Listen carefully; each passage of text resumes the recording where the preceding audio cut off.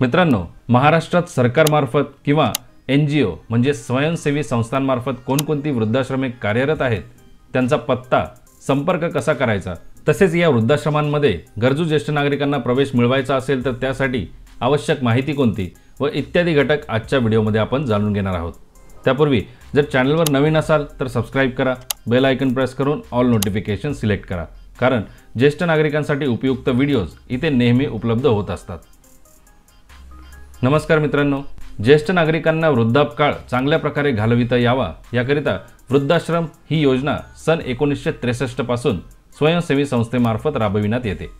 यामध्ये 60 वर्ष वय असलेले पुरुष व 55 वर्ष वय असलेल्या स्त्रियांना प्रवेश देण्यात येतो। ज्येष्ठ नागरिकांना वृद्धाश्रमामध्ये काही अधिकच्या सोयीसुविधा उपलब्ध व्हाव्यात म्हणून मातोश्री वृद्धाश्रम ही योजना स्वयंसेवी संस्थांमार्फत सुरू करण्यात आली। या योजनेअंतर्गत राज्यात 24 मातोश्री वृद्धाश्रम सुरू आहेत। वृद्धाश्रमात प्रवेशितांना सोयीसुविधा उपलब्ध करून दिल्या जातात। यामध्ये प्रवेश घेण्यासाठी 2 कॅटेगरीज आहेत। ज्या ज्येष्ठ नागरिकांचे स्वतःचे वार्षिक उत्पन्न रुपये 12,000पेक्षा जास्त आहे त्यांच्याकडून प्रतिमाह रुपये 500 इतके शुल्क आकारून प्रवेश देण्यात येतो।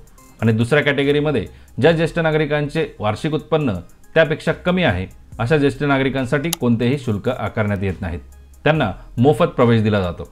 प्रत्येक कॅटेगरीसाठी 50 जागा, अशा प्रकारे प्रत्येक मातोश्री वृद्धाश्रमाची मान्य संख्या ही 100 इतकी आहे। ज्या वृद्धाश्रमांची नावे तुम्हाला स्क्रीनवर दिसतील त्या वृद्धाश्रमासाठी किंवा त्या जिल्ह्यासाठी सामाजिक न्याय विभागातील संपर्क अधिकारी, त्यांच्या कार्यालयाचा पत्ता आणि संपर्क क्रमांक हे तुम्हाला वेबसाईटवर जाऊन त्या लिंकवर जाऊन बघता येतील। आता सर्वप्रथम स्वयंसेवी संस्थांमार्फत चालविली जाणारी 33 वृद्धाश्रमे कोणती त्याची माहिती बघू।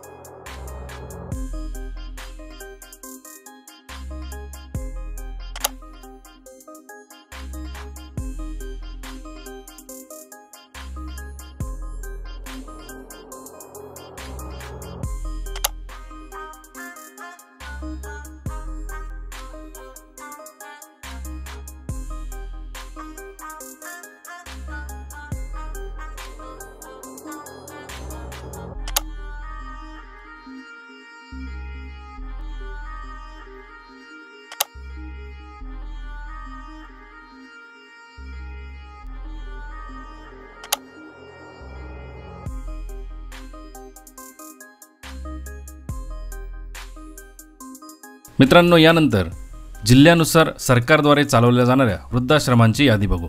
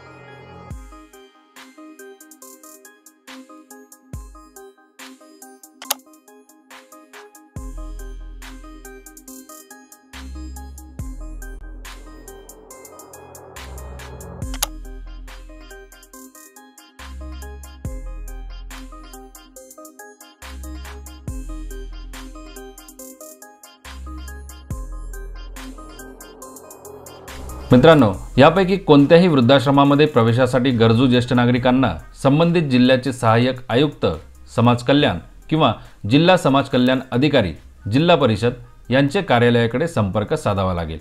ही अत्यावश्यक माहिती अवश्य शेअर करा आणि अशाच माहितीपूर्ण व्हिडिओजकरिता चॅनलला जरूर सबस्क्राईब करा। पुन्हा भेटू। जय हिंद, जय महाराष्ट्र।